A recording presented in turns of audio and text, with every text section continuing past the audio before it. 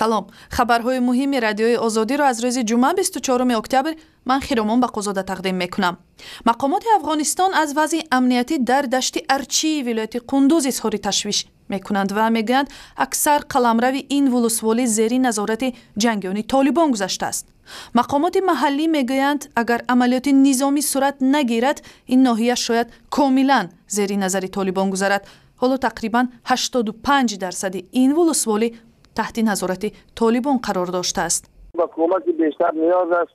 نیروهای ما از لحاظ تجهیزات ضعیفتر هستند. اگر از کابل به ما کمک شود، همکاری هوایی و زمینی صورت بگیره، اینا در ظرف یک روز یا تصفیه و گم نیست میشوند.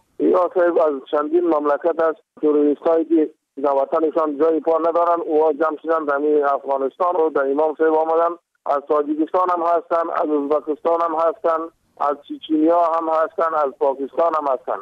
دشت ارچی در مسافه 177 کیلومتر راه از ناحیه فرخاری ولایت ختلان تاجیکستان جایگیر است. هنوز واکنش مقامات تاجیکستان به این خبر به ما دسترس نشده است. تاجیکستان وعده داده است که پایتخت روسیه را با میوه و سبزیجات ضروری تامین میکند. دیروز این توافق در ملاقات شهرداران دوشنبه و مسکو محمد سعید عبیداللهیف و سرگئی سابیانین در مسکو حاصل شد. ضرورت ورود بیشتری مواد کشاورزی به روسیه در شرایط پیش آمده است که این کشور بنا به بحران اوکراین مورد تحریم کشورهای غرب و اروپا قرار گرفته است. تا میانه‌های امسال حجم صادرات محصولات کشاورزی از تاجیکستان سالانه به روسیه 200,000 تن را تشکیل میداد، ولی مقامات در تاجیکستان وعده دادند که حجم صادرات را 5 برابر زیاد میکنند. عین زمان روزهای اخیر در بازارهای شهرهای اساسی کشور بالاروی قیمت محصولات اصلی کشاورزی احساس می شود. دوشنبه به برگزاری جلسه سازمان همکاری‌های اسلامی آمادگی می‌بیند. این نشست روزهای 27 و 28 اکتبر در دوشنبه با شرکت دبیر کل این سازمان و پرزیدنت بانک اسلامی رشد برگزار می‌شود. در این نشست پرزیدنت امام علی رحمان سخنرانی خواهد کرد. در دوام 2 روز مسائل سیاسی اینچنین همکاری‌ها در رشته اقتصاد و معارف، سرمایه‌گذاری به اقتصاد تاجیکستان و منطقه بررسی می‌شود. انجمن مذکور قدمی مهمی در رشد سرمایه‌گذاری و اقتصادیات این کشورها در چارچوب نقشه سازمان همکاری اسلامی در آسیا مرکزی میباشد که ساحه‌های صنعت کشاورزی، نقلیات، کاهش سطح کمیزاتی، معارف، علم و تکنیک، سیاحی و تندرستی را در بر میگیرند. در هفته جاری در شهر دوشنبه هوا تغییر یافته، ساکنان پایتخت شاهد یک خاکباری شدند که چند روز اخیر ادامه دارد. احوال آنهایی را که مشکل نفسکشی دارند سنگین ارزیابی میکنند. ما خودمون رو بد حس میکنیم.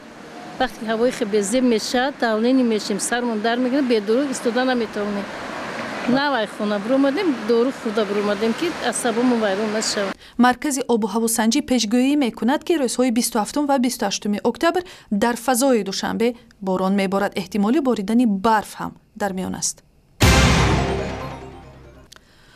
محمدی محمودوف 15 ساله از تاجیکستان اخیراً در جشنواره هنری عصای سفید در مسکو اشتراک کرد. این طفل نابینای خیلی هنرمند با صدای شیرین خود و هم بازیش در پیانینو و سینتزاتور برای شرکت در این آزمون انتخاب گردید و در میان اطفال امکانیتشان محدود از روسیه، ترکیه، کره اشتراک کرد. جشنواره هنری عصای سفید با تشبث آوازخوان معروف نابینای روس دیانا گورتسکایا 5 سال اخیر منظم برگزار می شود و استعدادهای نو را در میان اطفال امکانیتشان محدود کشف و معرفی می کند.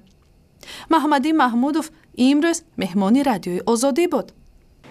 تاجیکستان ای دیارم، سرزمینی کوهسارم، ای دیاری نام دارم، دولتی آواز دارم، درباری تو بختیارم، عالی سامان افتخارم.